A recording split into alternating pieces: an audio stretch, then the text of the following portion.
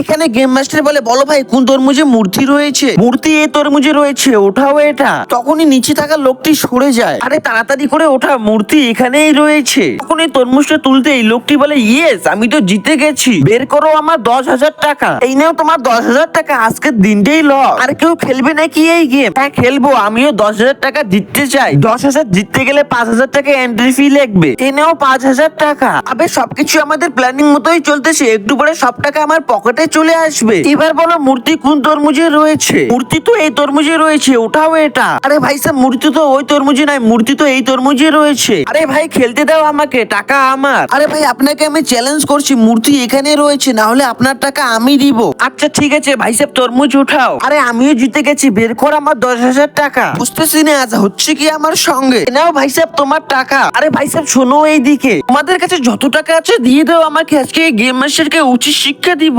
এরপর এক এক করে সবাই টাকাগুলো দিয়ে দেয়। এই নাও ভাই সাহেব, আমরা এই সব টাকা গেমে লাগাবো। আচ্ছা ঠিক আছে ওইদিকে ঘুরে দাঁড়াও। উনি লোককে টাকাগুলো নিয়ে ওখান থেকে পালিয়ে যায়। আরে গেম মাস্টার তো পালিয়ে গেছে। হারামখোর, এইসব তো লোভের ফলে হয়েছে, মার এই হারামখোরকে ধরে।